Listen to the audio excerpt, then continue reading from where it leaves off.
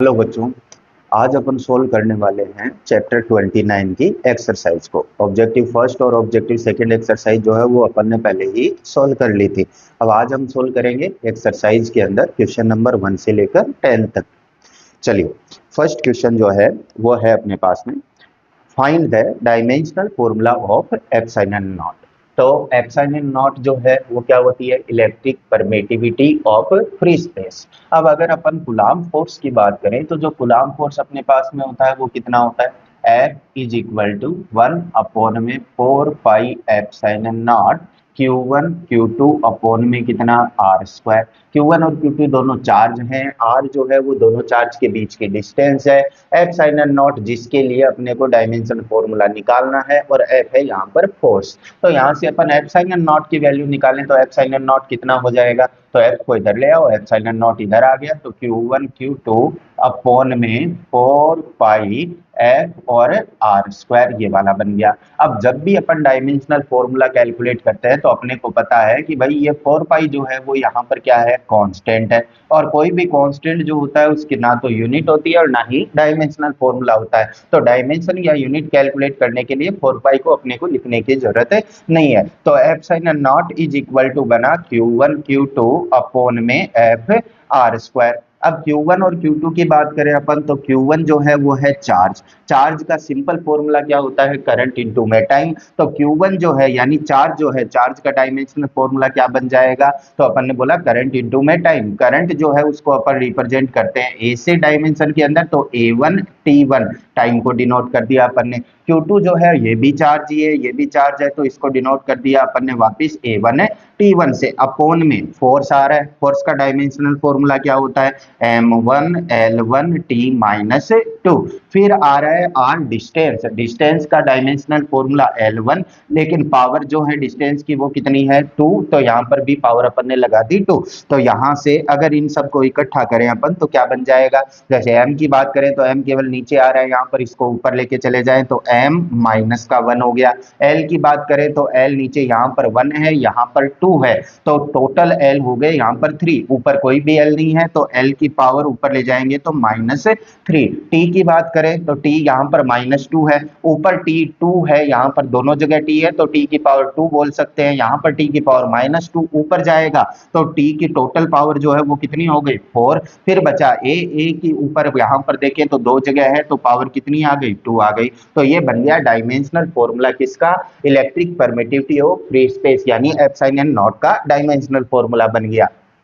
चलिए next question की बात करें।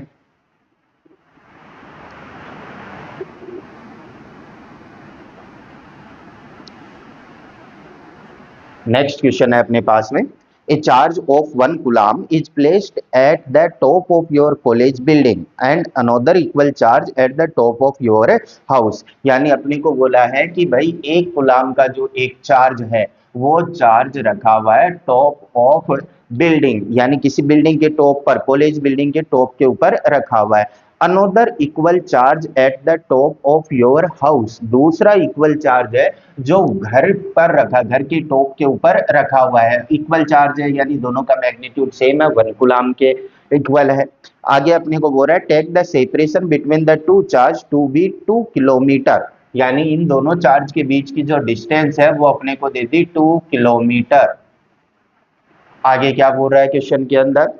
Find the force exerted by the charge on each other और how many times of your weight is this force, यानी अपने वेट के साथ में इस फोर्स का अपने को कंपैरिजन करना है जो इन दोनों के बीच में लगेगा। तो इन दोनों के बीच में कितना कूलम्ब फोर्स लगता है? तो अपन बोल दें F is equal to K Q1 Q2 upon में R square. K coulomb constant हो गया, सारी चीजें अपने को दे रखी है तो वैल्यू पुट करते हैं अपन यहाँ पर। तो F is equal to K, coulomb constant की वैल्यू 9 इंटू में 10⁻⁹। Q1 की बात करें अपन तो 1 कूलम्ब हो गया। Q2 भी कितना है? 1 कूलम्ब अपॉन में R डिस्टेंस। डिस्टेंस अपने को किलोमीटर में दे रखी है तो अपने को इसको मीटर में चेंज करना है, तो अपन लिख दे 2 इंटू में 10⁻3। ये मीटर के अंदर अपन ने डिस्टेंस लिख दी और इसकी पावर कितनी है यहाँ पर? 2। इसको सोल्व करें अपन तो F is equal to 9 into में 10⁻⁹ अपोन में 2 का स्क्वायर बन गया 4 इंटू में 10 की पावर 3 की पावर 2 है तो 10 की पावर बन गई यहाँ पर 6। अब यहाँ से अपन इसको बोल दें 9 अपोन में 4 इंटू में 10 की पावर कितनी बची, तो 6 यहाँ पर है 9 यहाँ पर है तो 6 इसमें से कैंसिल आउट हो गई तो कितनी बच गई 10 की पावर 3 बच गई। तो फोर्स की वैल्यू जो है वो अपने पास में आ गई 9/4 इंटू में 10 की पावर 3 न्यूटन। या 9/4 की अपन बात करें तो ये अप्रोक्सीमेटली कितना आएगा, तो 9 को 4 से डिवाइड करें तो अपन 2 टाइम्स बोल दें, उसके बाद में 1 रिमेनिंग रहा तो 10 हुआ तो अपन फिर से बोल दें 2, तो उसके बाद में 2 रिमेनिंग बचा तो कितना बन जाएगा 2 रिमेनिंग और बचा तो 2.24 इंटू में 10 की पावर 3 न्यूटन, ये वाला फोर्स आ गया। अब इसका कंपैरिजन करवा रहा है अपने इस पास में, ये बोल रहा है how many times of your weight is this force. तो अपन अगर बात करें कि ये जो कूलाम फोर्स लग रहा है वो वेट का कितने टाइम्स है, तो वेट का कितने टाइम्स है, तो अपन अगर वेट की बात करें तो वेट जो है वो नॉर्मली होता है ग्रेविटेशन फोर्स जो अर्थ अप्लाई करती है अपनी बॉडी के ऊपर। अब मान लो अपन कोई भी पर्सन है उसका मास अपन अपनी तरफ से एज्यूम करें, क्योंकि सबका अलग अलग होगा तो एक तरीके से अपने को कंपैरिजन करना है। यहाँ पर कंपैरिजन करने के लिए मैं मास जो है वो किसी भी बॉडी का या किसी भी पर्सन का जो है वो एज्यूम कर रहा हूं 50 केजी। अब 50 केजी अगर अपन मास एज्यूम करें तो क्या बनेगा यहाँ पर, तो अपन बोल दें ग्रेविटेशन फोर्स जो है वो कितना लगता है या वेट कितना होता है mg, तो m की वैल्यू अपन ने बोल दी 50, g की वैल्यू होती है 10, तो ये बन गया 500 न्यूटन। अब अपने को बोल रहा है कि इन दोनों का कंपैरिजन करो, तो कंपैरिजन करने पर अपन इसकी बात करें तो ये वाला तो 500 ही न्यूटन है, यहाँ पर 10 की पावर 3 को अपन रिमूव करके यहाँ पर पॉइंट को रिमूव करें तो कितना बनेगा ये 2240 न्यूटन, यानी इसके कंपैरिजन में क्या है ये ज्यादा है। तो ये कंपैरिजन जो है वो अपने को ये करवाना चाहता है। तो ये सेकंड नंबर क्वेश्चन जो है उसका सॉल्यूशन हो गया। चलिए नेक्स्ट क्वेश्चन की बात करें अपन।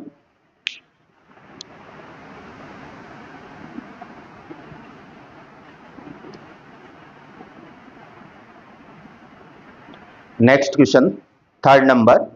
Eight what separation should two equal charge 1 coulomb each be placed so that the force between them equal the weight of a 50 kg person। यानी अपने को बोल रहा है कि दो इक्वल चार्ज हैं, दोनों का मैग्नीट्यूड इक्वल है 1 कूलाम है और दोनों को अपन ने किसी डिस्टेंस के ऊपर रख दिया, वो किस डिस्टेंस पर रख रहे हैं वो वैल्यू अपने को पता करनी है। यानी 1 कूलाम चार्ज जो है वो यहाँ पर रखा हुआ है, दूसरा 1 कूलाम चार्ज यहाँ पर रखा हुआ है, दोनों के बीच में सेपरेशन अपने को पूछा है यानी आर की वैल्यू पूछी है अपने को, और दोनों के बीच में फोर्स जो है कूलाम फोर्स वो इनडायरेक्टली अपने को दिया हुआ है, ये दिया हुआ है कि force between them equals the wait of a 50 KG person, यानी 50 केजी का पर्सन जो है वो जितना वेट अप्लाई करता है उतना ही कूलाम फोर्स यहाँ पर लग रहा है। तो अपन बोले कूलाम फोर्स जो है वो इक्वल है किसके, वेट के, और वेट जो होता है वो कितना होता है mg, ग्रेविटेशन फोर्स के इक्वल होता है। अब मास अपने को दिया हुआ है, मास कितना दे रखा है 50 केजी, इंटू में g की वैल्यू 10, यानी ये वैल्यू अपने को दे दी 500 न्यूटन, यानी इनडायरेक्टली अपने को कूलाम फोर्स जो है उसका मैग्नीट्यूड दे रखा है 500 न्यूटन। तो अपन अगर इन दोनों के बीच की बात करें कि भाई इन दोनों के बीच में फोर्स कितना होगा, तो अपन बोल दें कि भाई इन दोनों के बीच में जो कूलाम फोर्स है वो होगा k q1 q2 अपॉन में कितना r स्क्वायर। तो यहाँ पर 5 की वैल्यू अपने पास में है 500 इज इक्वल टू k की वैल्यू कितनी 9 इंटू में 10 raise to the power 9, charge जो है वो दोनों ही 1 कूलाम है तो 1 कूलाम लिख दिया, अपॉन में r स्क्वायर, इस डिस्टेंस की वैल्यू जो है वो अपने को पता करनी है। r स्क्वायर को इधर ले जाए, 500 को इधर ले आए तो r square is equal to बन गया 9 इंटू में 10 की पावर 9 अपॉन में कितना, अपॉन में आ गया 500। इन दो पावर से मैं दो पावर यहाँ पर रिमूव कर दूं तो ये बन गया 9 इंटू में 10 की पावर 7, ये अपने पास में यहाँ पर सॉरी अपॉन में 5 इंटू में 10 की पावर 7, ये वैल्यू आ गई r स्क्वायर की यहाँ पर अपने पास में। अब अगर अपन ये 9 और 9 को डिवाइड करें 5 से तो r square is equal to कितना आएगा, तो 5 से डिवाइड करें तो 1 हो गया, 1 कितना बचा यहाँ पर 4 बच गया, तो 1.8 इंटू में 10 की पावर 7, ये वाला बच गया अपने पास में। आगे क्या पॉइंट को हटा दें यहाँ से, तो आर स्क्वायर की जो वैल्यू है वो बन जाएगी 18 इंटू में 10 की पावर 6। अब अगर इसका अंडर रूट ले अपन तो क्या बन जाएगा, तो अपन बोलेंगे r इज इक्वल टू 18 का अंडर रूट कितना होगा, तो 16 जो है उसका अंडर रूट 4 होता है, तो 4 से थोड़ा सा ज्यादा, तो अपन बोल दे 4.12 या 14.2 के समथिंग जो है वो इसका बन जाएगा। 4.2 इंटू में 10 की पावर 6 का अगर अंडर रूट लें तो पावर आधी हो जाएगी 10 की पावर 3, तो r की वैल्यू जो है वो बन गई 4.2 इंटू 10 की पावर 3 मीटर। ये अपने पास में इस क्वेश्चन का आंसर आ गया। अप्रोक्सीमेटली कितना आएगा, 4.2 इंटू में 10 की पावर 3 मीटर, यानी इतनी डिस्टेंस के ऊपर अगर अपन रखेंगे तो इन दोनों के बीच में कूलम्ब फोर्स जो लग रहा है उसकी वैल्यू किसके इक्वल आएगी, 500 न्यूटन के इक्वल आएगी। चलिए नेक्स्ट क्वेश्चन पर आते हैं हम।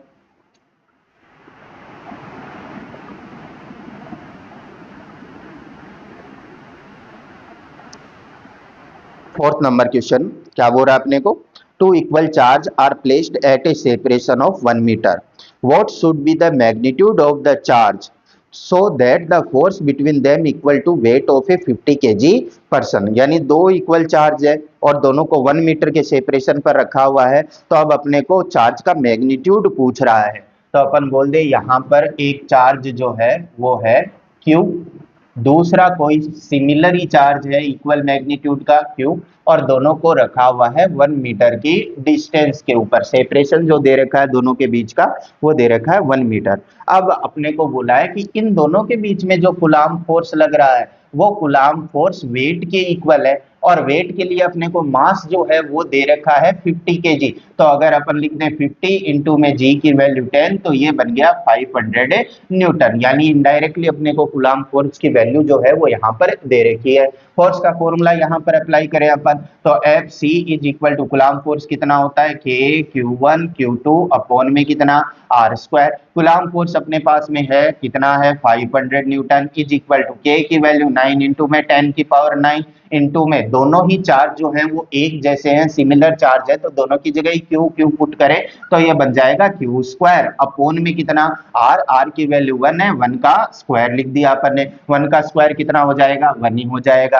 अब यहां से क्या बचा अपने पास में 500 इज इक्वल टू 9 इंटू में 10 की पावर 9 इंटू में क्यू स्क्वायर। अब यहां से क्यू स्क्वायर की वैल्यू निकालें तो Q square is equal to 500 upon में 9 इंटू में 10 की पावर 9, ये बच गया। यहां से दो पावर ये वाली इससे अपन कैंसिल आउट करें तो ये बचा 5 अपॉन में 9 और अपॉन में बच गया 10 की पावर, यहां से दो पावर कैंसिल आउट हो गई तो 10 की पावर कितनी बच गई 7 बच गई। ये अपने पास में क्यू स्क्वायर की वैल्यू आ गई। तो यहां से अगर अपन इसको सोल्व करें तो Q इज इक्वल टू कितना आ जाएगा, तो अंडर रूट के अंदर अपन बोल दें 5 अपॉन में 9 इंटू में 10 की पावर 7, ये अपने पास में अंडर रूट के अंदर इसकी वैल्यू आ गई। अगर अपन इस वैल्यू को कैलकुलेट करें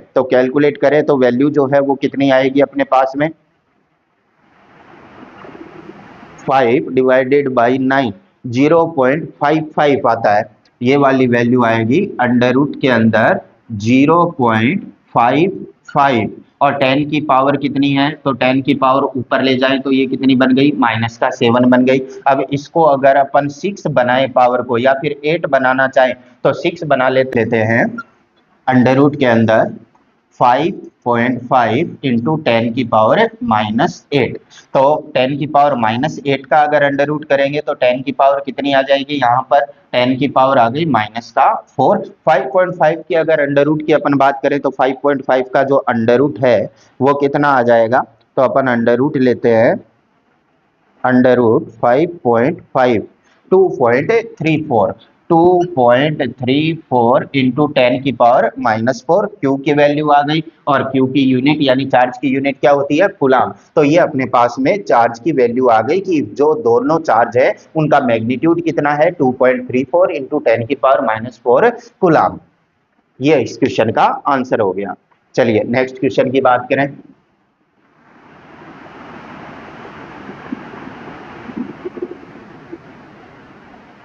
नेक्स्ट क्वेश्चन जो है 5th नंबर क्या बोल रहा है अपने को, find the electric force between two proton separated by a distance of 1 Fermi, the protons in a nucleus remain at the separation of this order। यानी अपने को न्यूक्लियाई के अंदर जो दो प्रोटॉन है उन दोनों प्रोटॉन के बीच में लगने वाला कूलाम्ब फोर्स जो है या इलेक्ट्रिक फोर्स जो है वो अपने को पता करना है। तो अपन बोल दें कि एक प्रोटॉन जो है वो यहाँ पर है, दूसरा प्रोटॉन जो है वो यहाँ पर है, और इन दोनों के बीच की डिस्टेंस जो दे रखी है अपने को वो दे रखी है 1 फर्मी। और 1 फर्मी का मीनिंग क्या होता है, 10 की पावर -15 मीटर। ये अपने को डिस्टेंस इन दोनों के बीच में दे रखी है। अब कूलाम्ब फोर्स अपने को पूछ रखा है, तो प्रोटॉन का जो चार्ज होता है वो प्रोटॉन का चार्ज इलेक्ट्रॉन के इक्वल होता है, बस पॉजिटिव होता है। ये कितना 1.6 इंटू 10 की पावर -19 कूलाम्ब। अगर दूसरे प्रोटॉन की बात करें तो इसका भी चार्ज कितना, तो प्लस 1.6 इंटू 10 की पावर -19 कूलाम्ब। तो कूलाम्ब फोर्स कितना होगा या इलेक्ट्रिक फोर्स दोनों के बीच में कितना लगेगा, तो Fc इज इक्वल टू कितना K Q1 Q2 अपॉन में कितना R²। वैल्यू पुट करें अपन, K की वैल्यू 9 इंटू में 10⁻⁹ Q1 one of the charge कितना 1.6 इंटू में 10 की पावर -19, दूसरा चार्ज भी कितना है 1.6 इंटू में 10 की पावर -19 अपॉन में डिस्टेंस का स्क्वायर। डिस्टेंस अपने को दे रखी है 1 फर्मी यानी 10 की पावर -15, तो 10 की पावर -15 मीटर का क्या कर दे, स्क्वायर कर दे। ये यहां से कितना बन जाएगा 9 इंटू में 10 की पावर की अगर बात करें तो ये 9 इंटू में 1.6 इंटू में 10 की पावर -19 इंटू 1.6 इंटू 10 की पावर -19 अपॉन में नीचे जो टोटल पावर है वो बन गई 10 की पावर -30। अब यहां से अपन बोल दें ये 9 इंटू में 1.6 इंटू में 1.6 कितना होता है 2.56 होता है, इंटू में 10 की पावर की बात करें अपन तो यहां से 19 माइनस का प्लस का है 9, तो ये कितना बन जाएगा, कितना बच जाएगा माइनस का 10 और माइनस का 19 कितना हो गया -29। तो ऊपर जो है वो 10 की पावर -29 अपॉन में कितना 10 की पावर -30। तो ये माइनस के 30 को अगर ऊपर लेके जाए तो ये प्लस का 30 होगा, तो एक पावर ऊपर जो है वो बच जाएगी, यानी ये बन जाएगा 9 इंटू में 2.56 इंटू में 10। तो 9 इंटू में 2.56 इंटू में 10 जो है वो कितना हो जाएगा यहां पर 9 इंटू में 2.56 मल्टीप्लाइड बाई 10, ये बन जाएगा 230.4 न्यूटन। तो ये इन दोनों के बीच में लगने वाला कूलाम्ब फोर्स जो है उसका मैग्नीट्यूड आ गया कि इतना कूलाम्ब फोर्स जो है वो दोनों के बीच में लगेगा। अगर आंसर चेक करें इसका,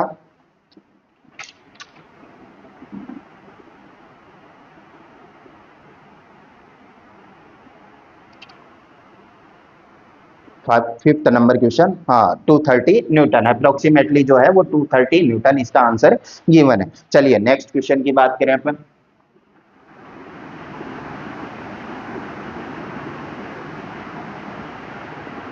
जो है वो है अपने पास में sixth number question. Sixth number question क्या बोल रहा है, टू चार्ज 2 and 2.0 into 10 की पावर -6 कूलाम and 1.0 into 10 की power -6 coulomb are placed at a separation of 10 centimeter. Where should a third charge be placed such that it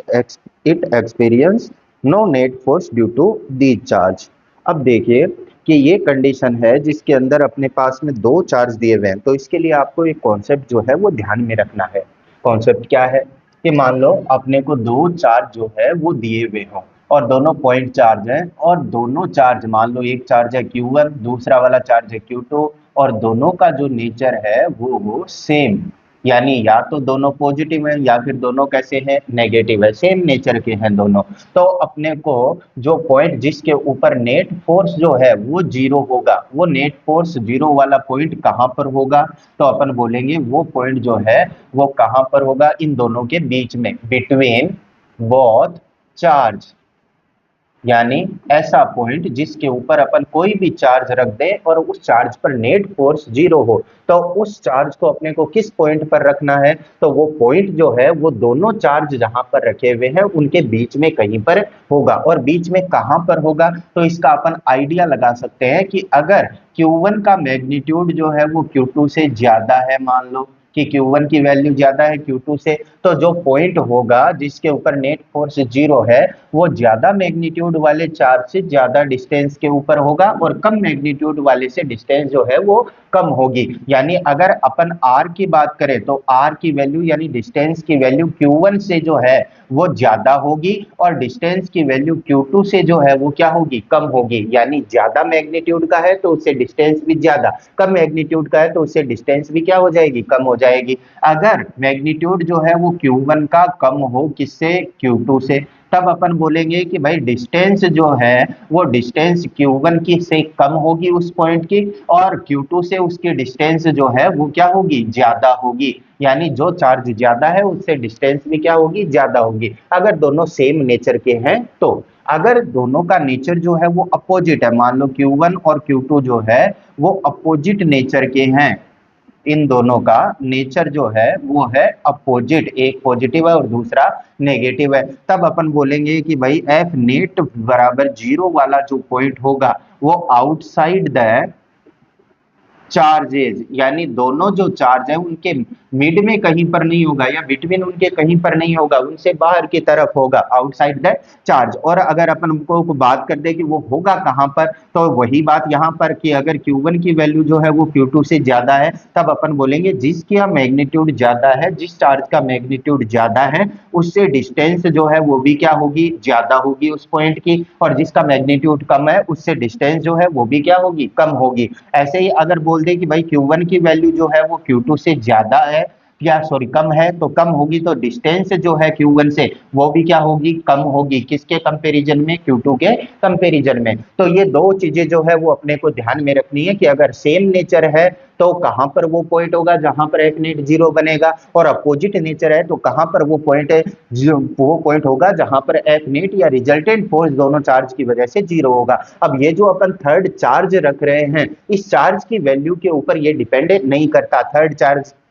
चाहे अपन positive रखें चाहे अपन negative रखें, उससे कोई फर्क नहीं पड़ेगा। चलिए अब क्वेश्चन पर आते हैं अपन।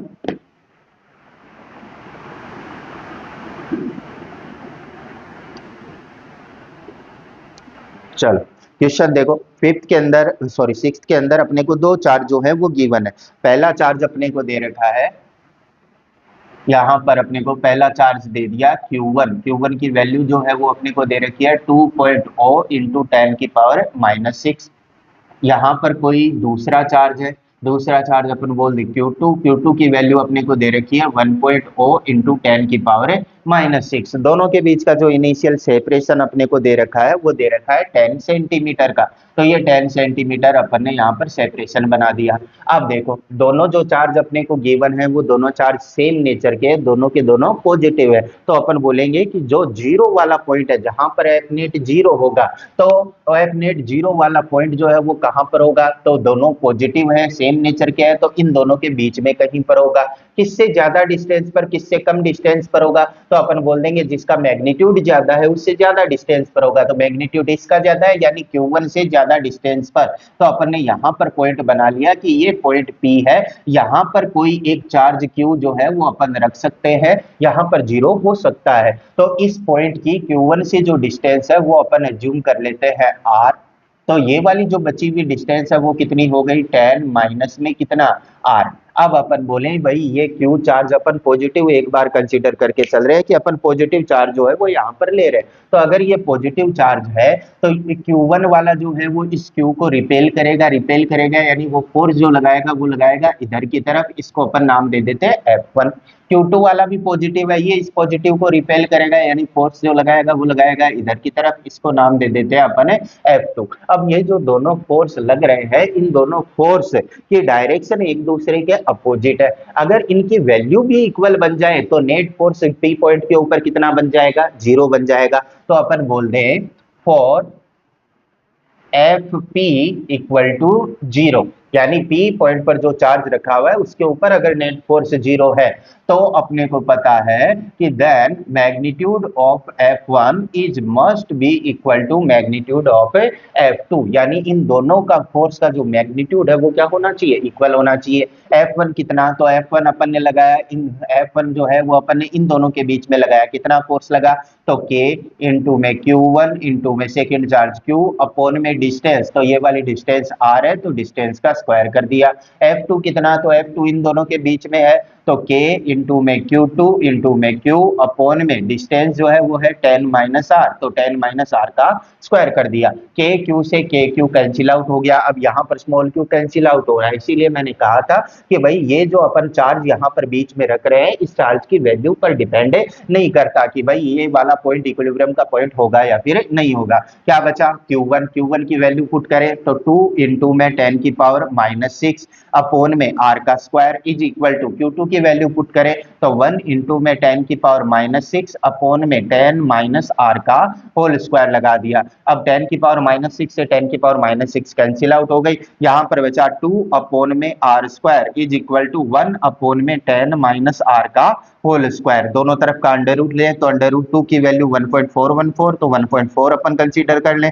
अपॉन में R is equal to 1 upon में 10 माइनस R, क्रॉस मल्टीप्लाई करें इसको इधर तो 1.4 multiply 10 minus R is equal to R, multiply आगे करें तो 14 माइनस में 1.4 R इज इक्वल टू बन गया R, तो यहां से वैल्यू जो है वो क्या आ जाएगी अपने पास में, ये वाला इधर जाएगा तो 14 is equal to 1.4 R plus में R, तो 14 is equal to R common आ गया दोनों में से 1.4 प्लस 1, तो R की वैल्यू यहां से कितनी आ जाएगी 14 अपॉन में 1.4 प्लस 1 बन गया 2.4, पॉइंट हटाया 0 लगाया तो ये बन गया 140 अपॉन में 24, तो 140 अपॉन में 24 की वैल्यू की अगर अपन बात करें तो वैल्यू जो है वो कितनी आएगी 140 अब डिवाइड बाय 24, ये वैल्यू आ रही है अपने पास में 5.83 और ये किसके अंदर आएगी सेंटीमीटर में, क्योंकि इनिशियल जो अपन ले रहे हैं वो भी किसके अंदर यूज कर रहे हैं सेंटीमीटर के अंदर यूज कर रहे हैं, तो ये आर की वैल्यू आ गई अपने पास में 5.83। अब ये डिस्टेंस कहां से आई है, तो ये डिस्टेंस अपन ने आर एज्यूम की थी बिगर चार्ज से जिसका मैग्नीट्यूड ज्यादा था उससे, तो अपन बोलेंगे कि ये जो पॉइंट है पी पॉइंट जो है वो बड़े वाले चार्ज से 5.83 सेंटीमीटर दूर होगा। चलिए अब अगले क्वेश्चन की बात करते हैं।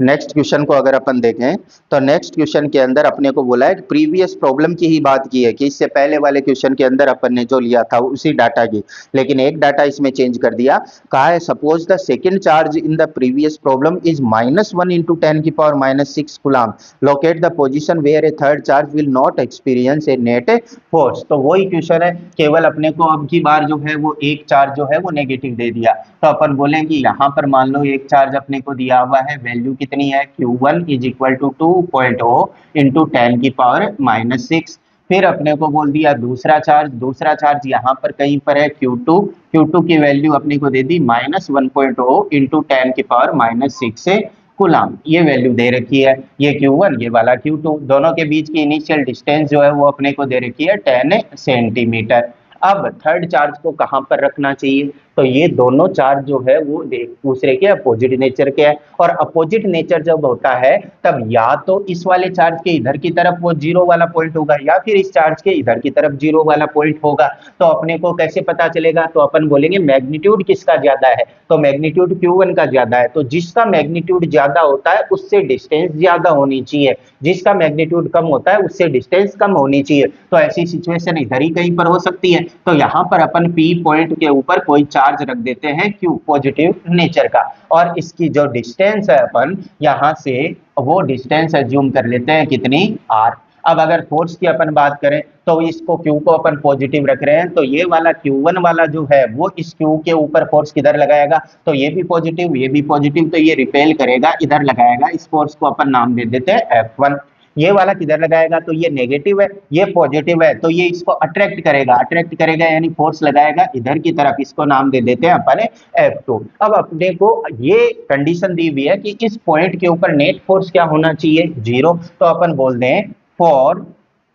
F P equal to zero. F P zero होने के लिए क्या जरूरी है भाई, F1 और F2 जो है वो डायरेक्शन तो एक दूसरे के अपोजिट है, अगर इनकी वैल्यू भी एक दूसरे के इक्वल बन जाए तो अपन बोलेंगे कि नेट फोर्स जो है वो क्या बन जाएगा, 0 बन जाएगा, यानी दोनों का मैग्नीट्यूड इक्वल करना है। मैग्नीट्यूड इक्वल करें तो F1 कौन सा है, तो F1 है जो ये Q1 वाला के ऊपर लगा रहा है, तो अपन लिख दे के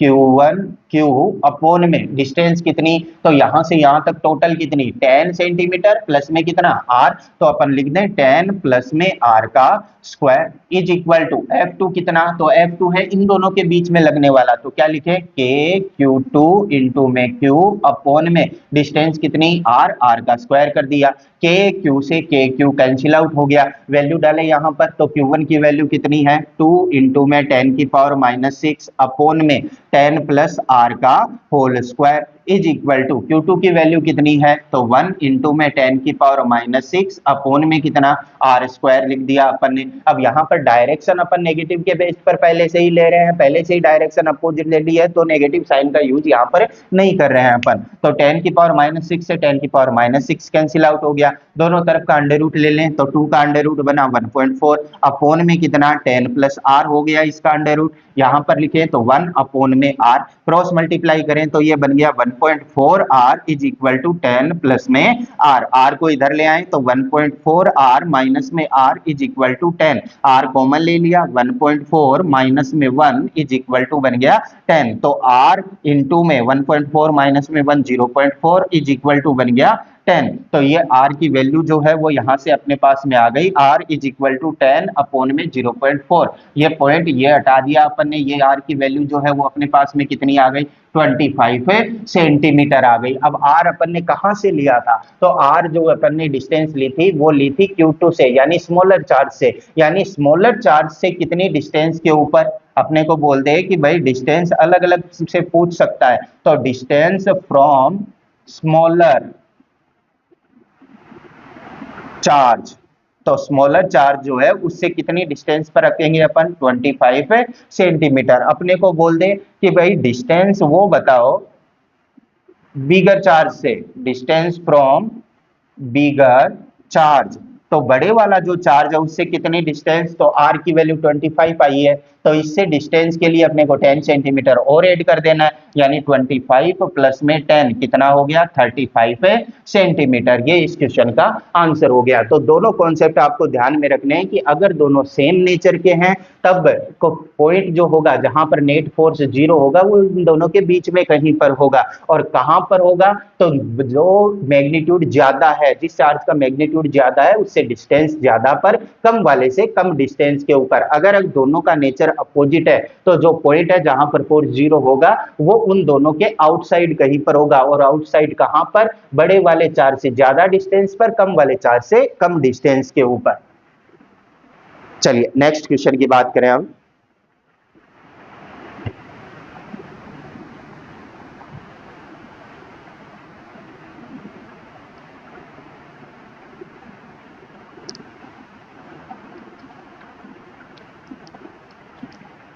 नेक्स्ट क्वेश्चन है 8, two charged particles are placed at a distance 1 centimeter apart. What is the minimum possible magnitude of electric force acting on each charge? अपने को बोला है कि दो कोई भी चार्ज पार्टिकल है, एक पार्टिकल अपन ने ये वाला ले लिया Q1, दूसरा अपन ने ये वाला ले लिया Q2, और दोनों के बीच का जो सेपरेशन अपने को दे रखा है वो दे रखा है 1 सेंटीमीटर,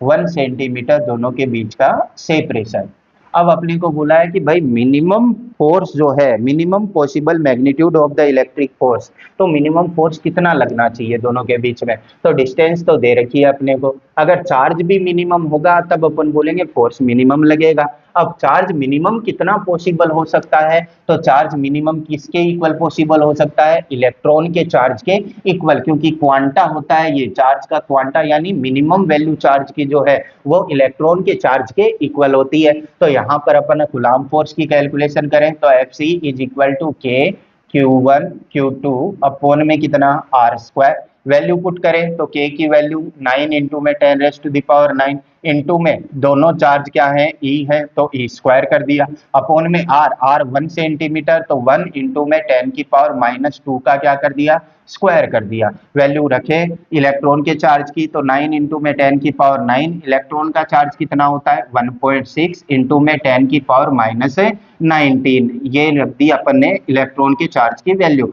और ये स्क्वायर करें तो 10 की पावर बन गई -4, कितना बनेगा तो 9 इंटू में 10⁻9 इंटू में 1.6 यानी 2.56 इसका स्क्वायर बन गया, और 10 की पावर माइनस का 19 तो माइनस का 38 अपॉन में कितना 10⁻⁻4 कितना बन जाएगा ये। तो यहाँ पर अगर बात करें 4 को ऊपर लेके चले जाएं तो 4 पावर कम हो जाएगी, यहाँ से कितना बचेगा माइनस का 34 बच जाएगा यहाँ पर, फिर प्लस का 9 और है यहाँ पर तो 9 और जाएगा तो कितना बच जाएगी पावर जो है वो 34 में से 9 गया तो 25 पावर बच जाएगी। तो टोटल पावर जो है वो यहाँ पर 9 इंटू में 2.56 इंटू में 10 की पावर कितनी बची माइनस का 25, ये अपने पास में आ गया। 9 इंटू में 2.56 की वैल्यू की अगर बात करें तो 9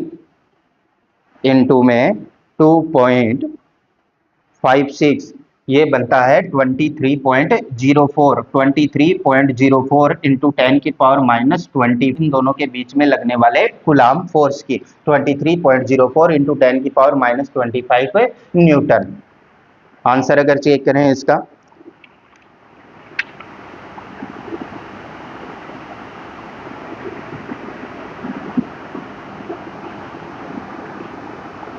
बिल्कुल करेक्ट है। चलिए नेक्स्ट क्वेश्चन की अगर बात करें 9 नंबर,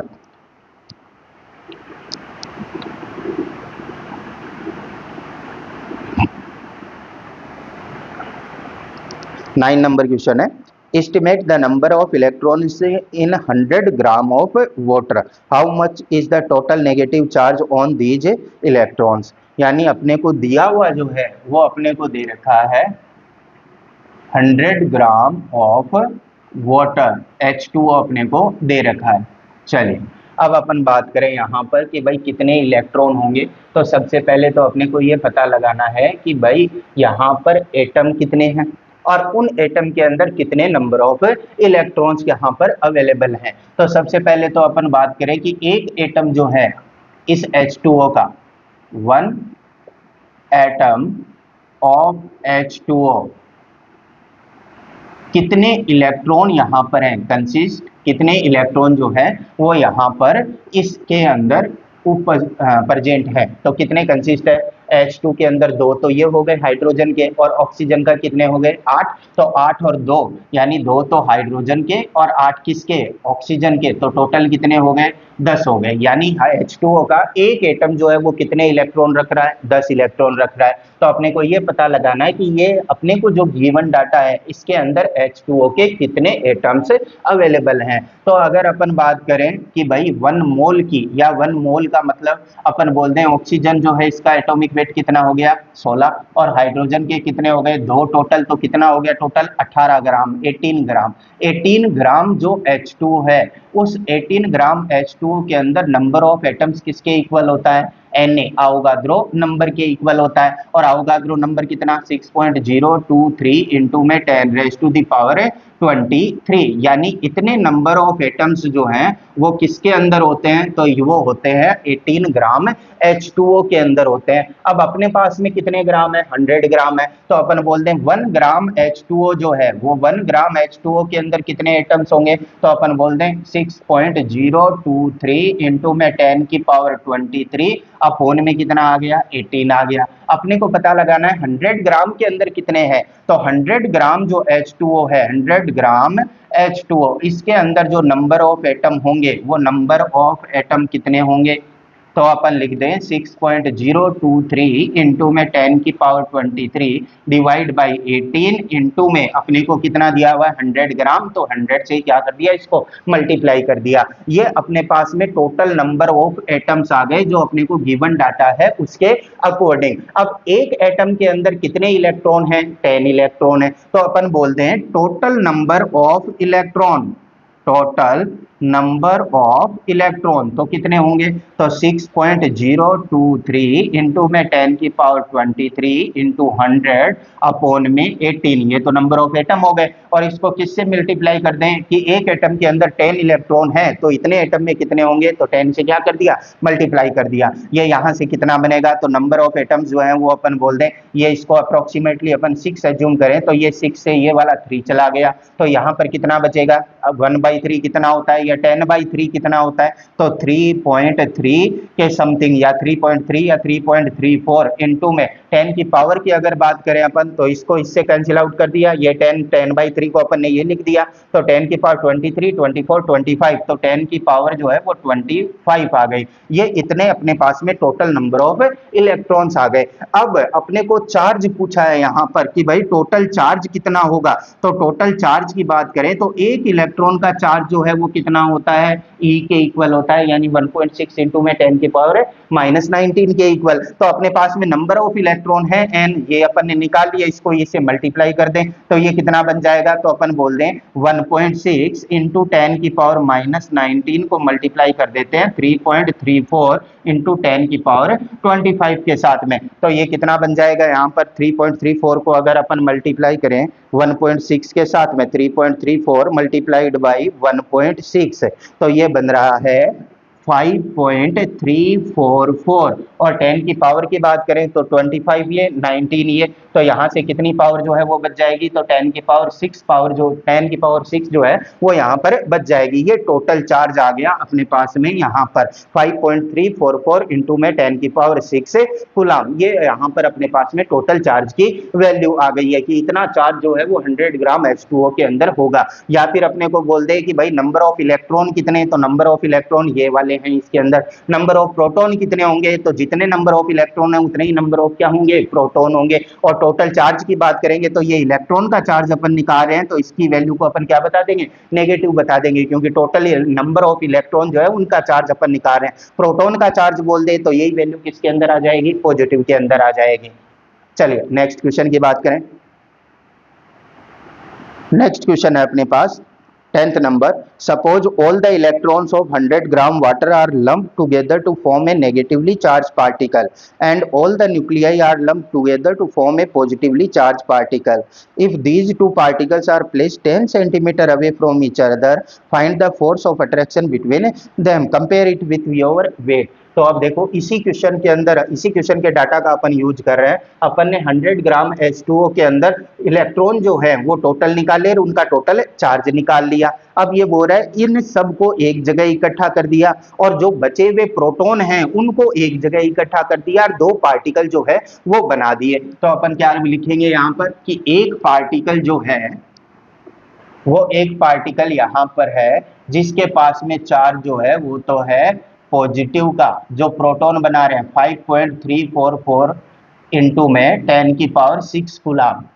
दूसरा जो पार्टिकल है वो इलेक्ट्रॉन को एक साथ लाने पर बना है, उसका चार्ज कितना, माइनस का 5.344 इंटू में 10 की पावर 6 कूलम। और इन दोनों को जो है वो कितनी डिस्टेंस पर रखा हुआ है, इन दोनों को जो है वो 10 सेंटीमीटर, एक दूसरे से 10 सेंटीमीटर डिस्टेंस के ऊपर रख दिया। तो 10 सेंटीमीटर डिस्टेंस पर रखने पर अपने को पूछ रहा है कि इन दोनों के बीच में कूलम फोर्स जो है वो कितना लगेगा। तो अपन ने प्रीवियस क्वेश्चन के डाटा का यूज कर लिया। अगर सीधा यही क्वेश्चन आता है तो अपने को पहले तो ये नंबर ऑफ इलेक्ट्रॉन्स निकाल कर टोटल चार्ज निकालना पड़ेगा और उसके बाद में क्वेश्चन को आगे सोल्व करेंगे। यहाँ पर पहले से ये क्वेश्चन अपन ने सोल्व कर रखा था तो इसका बेनिफिट हो गया अपने को।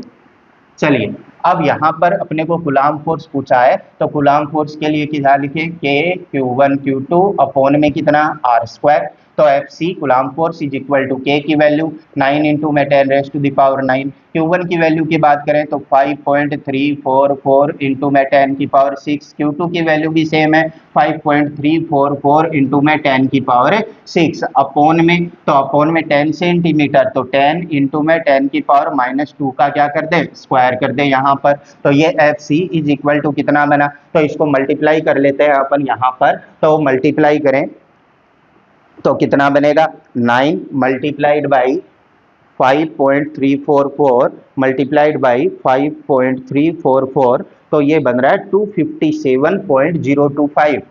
257.025 है, इसको अपन 257 ही लिख लेते हैं, इंटू में 10 की पावर कितनी बचेगी यहाँ पर, तो ये वाली पावर कितनी हो गई 10 की यहाँ पर, तो 10 इंटू में 10 की पावर -2 की पावर 2 है, तो 10 की पावर 2 बना 100 इंटू में 10 की पावर -2 की पावर 2 कितनी बनी -4, तो ये दो पावर तो यहाँ पर कैंसिल आउट हो गई, तो 10 की पावर नीचे कितनी बचेगी -2, इसको अपन ऊपर लेके जाएंगे तो 10 की पावर +2 हो गई, तो टोटल पावर कितनी 9, 9 और ये वाला 6 15, 15 और 6 21, 21 और ये 2 ऊपर गया, तो 21 और 2 कितने हो गए 23 हो गए, तो 10 की पावर जो है वो बन गई 23 न्यूटन। ये वाला फोर्स जो है वो इतना दोनों के बीच में काम करेगा। आंसर चेक करें इसका 10th नंबर का, तो 2.56 इंटू में 10 की पावर 25, ये 2.57 इंटू में 10 की पावर 23 न्यूटन, ये वाला इसका करेक्ट आंसर हो गया।